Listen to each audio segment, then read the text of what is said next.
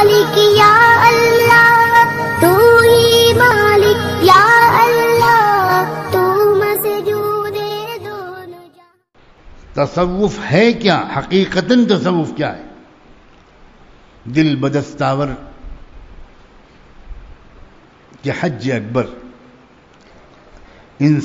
کسی انسان کے دل کو رکھ لینا، یہ حج اکبر کا ثواب ہے۔ اس میں نرم دل بننا، حساس انسان بننا، آواز سے کسی کو تکلیف نہ پہنچے، شور سے کسی کو تکلیف نہ پہنچے۔ ہم مسجد میں آوازیں بلند کرتے ہیں، ایک دوسرے کے چپل پہن کے چلا جانا، یہ اس کا بھی یہی وجہ ہے کہ ہم اسلام کو سمجھے ہوئے نہیں۔ احساس ہی نہیں ہے کہ ہو سکتا ہے کہ جس کے چپل پہن کے میں جا رہا ہوں وہ اپنے چپل کو تلاش کرنے کی وجہ سے پریشان ہو۔ فرض نماز ختم ہوئی، آپ کو سنت اور نفل پڑھنی ہے۔ اگر آپ اسلام کو سمجھے ہوئے ہیں تو آپ نماز سنت اور نفل ایسی جگہ پڑھیں گے جہاں کوئی کھمبا آپ کے سامنے ہو، تاکہ آپ کے سامنے سے نکلنے والے کو تکلیف نہ ہو، انتظار نہ ہو سکتا ہے کہ گھر میں کوئی بیمار ہو سکتا ہے اسے کوئی ریل پکڑنی ہو، لیکن اچھے اچھے علماء کھڑے ہو جاتے ہیں۔ اور یہ کیوں؟ اس لیے کہ ہماری دینداری خضرو گھاس کی طرح ہے۔ دیکھو سمجھو اس بات، ایک تو وہ گھاس ہوتی ہے، وہ پودے ہوتے ہیں جو خود سے نکلتے ہیں، وہ الٹے سیدھے ٹیڑھے مڑے ہوتے ہیں، اور ایک ہوتا ہے وہ گارڈن جس میں مالی کی نگرانی ہوتی ہے، مالی کی قینچی لگتی ہے، مالی برابر برابر کرتا ہے، وہ بہت خوبصورت معلوم ہوتا ہے وہ چمن۔ گھاس وہاں بھی وہی ہے، وہاں بھی وہی ہے، لیکن اس گھاس کو مالی کی قینچی نہیں لگی، اس چمن کو مالی کی قینچی لگ گئی۔ ہماری دینداری اگر مالی کی نگرانی میں ہو تب وہ خوبصورت چمن بنتی ہے، اور ہماری دینداری خود سے ہو، خود رو گھاس کی طرح، تو وہ جنگل بنتی ہے، جنگل۔ تصوف کیا ہے؟ تصوف یہ ہے کہ اپنی شخصیت اور پوری شخصیت کو، اپنی پوری زندگی کو کسی کی نگرانی میں دینا، کسی کو حق دینا کہ آپ مجھے ٹوکیے، آپ مجھے سمجھائیے، آپ مجھے بتائیے۔ اس زمانے میں اول تو اصلاح کی طلب 99% لوگوں کو نہیں ہوتی، برا نہ ماننا، اصلاح کی طلب نہیں ہوتی، اور طلب اتنی ہوتی ہے، اتنی کچی ہوتی ہے کہ آپ اگر کسی بات کو ٹوکے تو برا لگ جاتا ہے۔ اسی لیے مشائخ، اب بیچارے ہمارے مشائخ نے ٹوکنا ہی چھوڑ دی کہ یہ تو اتنے نازک مزاج لوگ ہیں کہ ان کو کوئی بات اگر کہیں گے تو ان کو برا لگ جائے گا۔ حالانکہ میں بہت صفائی کے ساتھ کہتا ہوں، برسہا برس کسی کی نگرانی میں رہے بغیر اور کسی کی ڈانٹ سہے بغیر اور کسی کی مار سہے بغیر، میں صاف کہتا ہوں اصلاح ممکن نہیں ہے۔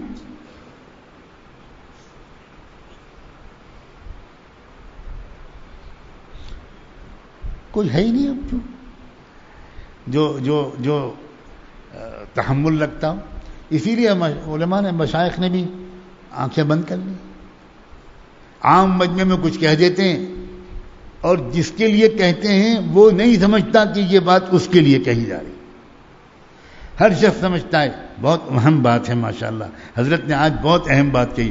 جناب وہ اہم بات آپ ہی کے لیے کہی تھی، جو آپ کہہ رہے تھے کہ نہیں آنے والے مجمع کے لیے بہت مفید بات ہوئی۔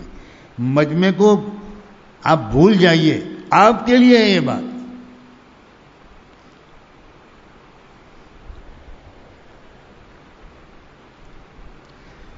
بچپن میں میرے والد ماجد رحمۃ اللہ علیہ مجھے سہارنپور لے جاتے تھے، سال میں 1-2 بار ضرور لے جاتے تھے، شیخ الحدیث حضرت مولانا زکریا صاحب کے یہاں۔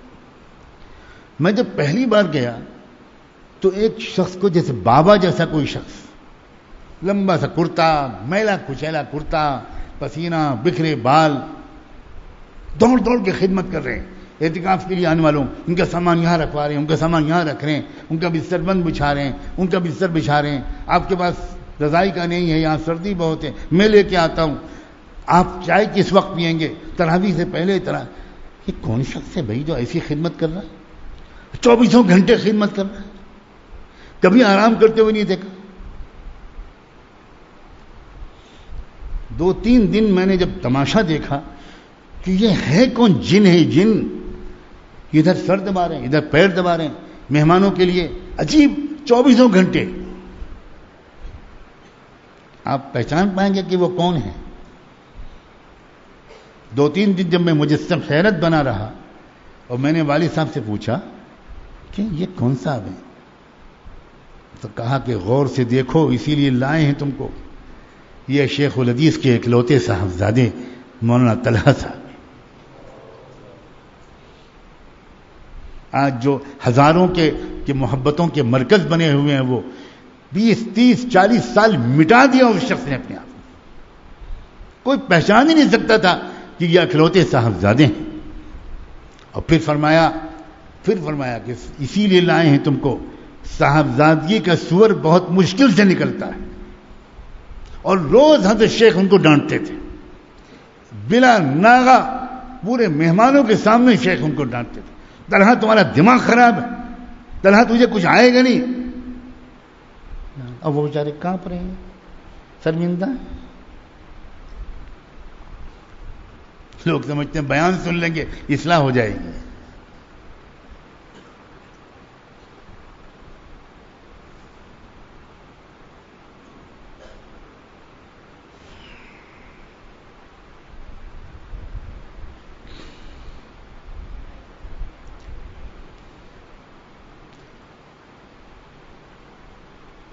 آج جو علماء ہمت نہیں کر پا رہے، میں بہت گستاخی کے ساتھ صاف کہتا ہوں، اس کی وجہ یہ ہے کہ علماء کا مزاج نازک ہو گیا ہے، وہ اپنی عزت چاہتے ہیں،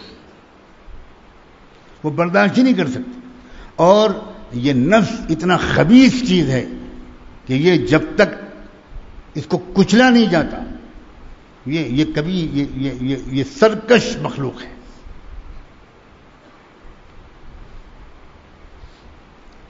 لوگ آسان سمجھتے ہیں مسلمان ہونا۔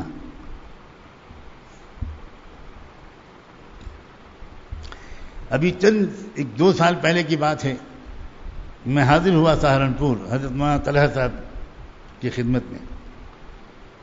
وہ تو وہی بے تکلف مزاج، ان کا خاص پیار بھرا انداز، جس کو ڈانٹتے ہیں اس کا مطلب یہ ہوتا ہے کہ اسی سے پیار کرتے ہیں۔ تو کہنے لگے کہ کیا نظام ہے؟ پہلا سوال، شیخ کبھی یہ معمول تھا؟ تو میں نے کہا بس میں ملاقات کے لیے حاضر ہوا ہوں اور ابھی چلا گیا۔ اچھا، ہمارے یہاں کھانا کبھی نہیں کھائے بغیر، صبح ذکر کی مجلس میں بھی آئے بغیر، بہت بڑے پیر ہو گئے ہو نا، بہت بڑے پیر ہو گئے۔ میں نے کہا پیری نکالنے کے لیے آئے ہو؟ تو کہنے لگا ایسے تھوڑی نکلے گی، نہ بالکل نہیں، ٹکٹ کینسل کراؤ، سب کینسل کرو، بالکل جانے کی اجازت نہیں، اپنے ساتھیوں کو سب کو بھیج دو،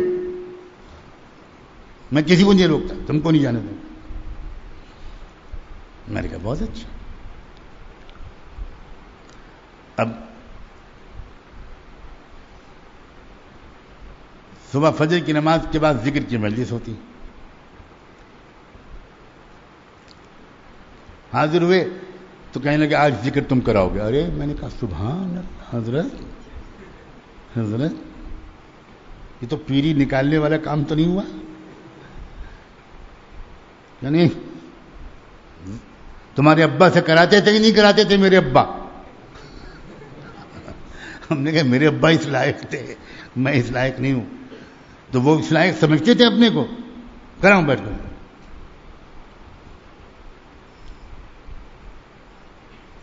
اللہ پھر کیا کہا سجاد میاں، مولوی سجاد صاحب، مجھے تو وہی سجاد یاد ہے جو 6 سال کا بچہ اپنے ابا کے ساتھ آیا کرتا تھا، برا نہ ماننا۔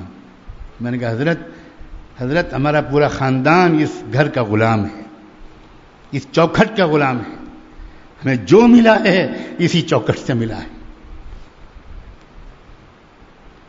اللہ کے بندو اپنے آپ کو حوالے کرنا سیکھو. صحیح طور پر تربیت کروانے والے ملتے ہی نہیں.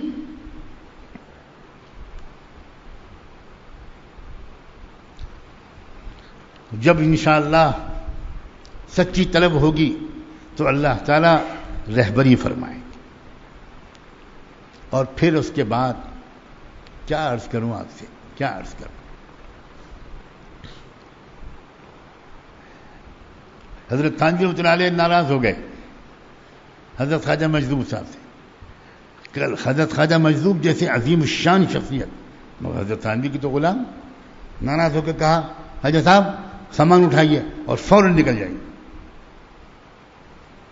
حضرت کے یہاں بہت نکالا جاتا تھا، لوگوں بہت نکالا جاتا تھا. آپ حیرت کریں گے حضرت کے یہاں جو مجلس میں بیٹھنے کے دو جگہیں تھیں. ایک جگہ وہ لوگ آ کے بیٹھتے تھے جو اصلاح کے لیے آتے تھے، اور ایک جگہ وہ لوگ بیٹھتے تھے جو تعویذ و دعا کے لیے آتے. وہ یہاں نہیں بیٹھ سکتے تھے. اور علماء کی جگہ بالکل الگ تھی، مجلس میں بھی حصے تھے. خواجہ صاحب سے کہا کہ آپ خانقاہ سے نکل جائیں.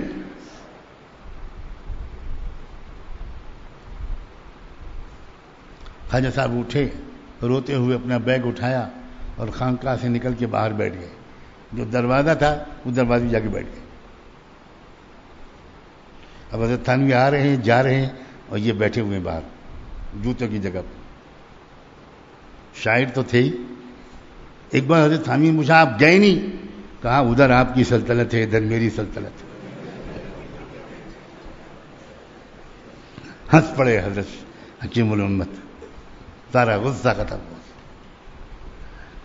یہ آزمایا جاتا ہے محبت کتنی ہے اس شخص کے اندر.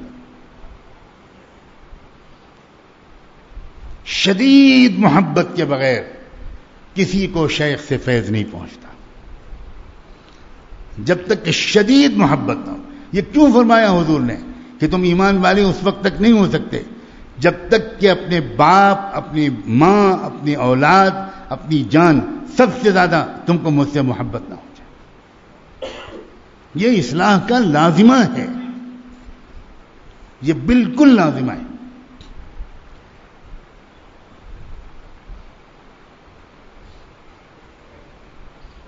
بچا بچا کے نہ رکھی سے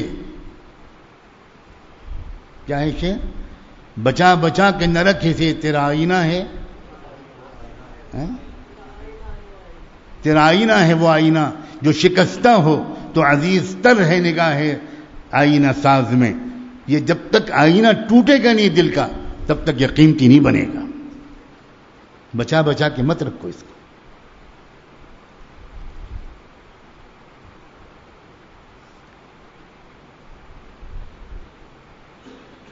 اے اللہ کے بندو، آج کی رات اللہ تعالیٰ سے حقیقی اسلام مانگ لو. حقیقی اسلام، یہ ڈھونگ اور دکھاوے والا اسلام اللہ ہم کو اس کے بدلے اصلی اسلام عطا فرمائے. ہلکا پھلکا انسان ہوتا ہے، خدمت گزار، متحرک، خدمت گزار، دوڑنا بھاگنا، ادھر کام آ رہے ہیں ادھر کام آ رہے ہیں. جب تک انسان اپنے آپ کو بے قیمت نہیں کرتا، اپنے آپ کو مٹاتا نہیں. علامہ سید سلیمان ندوی رحمۃ اللہ علیہ اپنے دور کے اتنے بڑے عالم، عظیم مصنف، ان کے قلم کا سکہ چلتا تھا، ان کے نام کا سکہ چلتا تھا. برسہا برس سوچتے رہے کیا کروں کیا کروں، کس سے رجوع کروں، کس کو اپنا شیخ بناؤں. بالآخر ایک عجیب و غریب قسم کی خط و کتابت ہوئی. وہ لمبا سلسلہ ہے حضرت تھانوی سے. اب بالآخر فیصلہ کر لیا، حاضر ہو گئے. بیعت تو وہ لکھنؤ میں ہوئے، پھر اس کے بعد تھانہ بھون حاضر ہوئے. حضرت نے بالکل اپنے پاس بٹھا لیا. دوزانو بیٹھے حضرت کے سامنے، اتنا بڑا محقق عالم. اور حضرت سے جھک کر کچھ پوچھا. حضرت نے اس کے جواب میں کچھ فرمایا اور ساری مجلس نے صرف یہ دیکھا کہ سید سلیمان ندوی رحمۃ اللہ علیہ ہچکیوں سے رو رہے ہیں, زار و قطار رو رہے ہیں, اور حضرت خاموش بیٹھے ان کو دیکھ رہے ہیں. جب مجلس برخاست ہو گئی, سید صاحب چلے بھی گئے, تو یہی خواجہ مجذوب نے حضرت تھانوی سے پوچھا کہ حضرت اگر کوئی حرج نہ ہو تو بتا دیجئے کہ انہوں نے آپ سے کیا کہا اور آپ نے کیا فرمایا کہ اس کے بعد ہم لوگوں نے تو دور بیٹھ کر بس اتنا دیکھا کہ وہ روتے ہی رہے. کہ خواجہ صاحب کچھ نہیں, صرف انہوں نے مجھ سے اتنا پوچھا تھا کہ کوئی نصیحت کر دیجئے, مجھ سے صرف اتنا کہا. تو میں نے ان سے صرف اتنی بات عرض کی تھی کہ سید صاحب اپنے کو مٹا ڈالیے, بس میں نے اتنا کہا تھا. یہی آج مشکل ہوتا ہے, سب سے بڑی رکاوٹ یہی, اور اسی وجہ سے انسان بالکل اپنی شخصیت کے رنگ کو بدلنے پر تیار نہیں ہوتا. ہر ایک کا اپنا ایک رنگ ہوتا ہے. ہو سکتا ہے کہ اس رنگ میں اصلاح کی ضرورت ہو سکتا ہے کہ اس رنگ میں کچھ تبدیلی کی ضرورت ہو.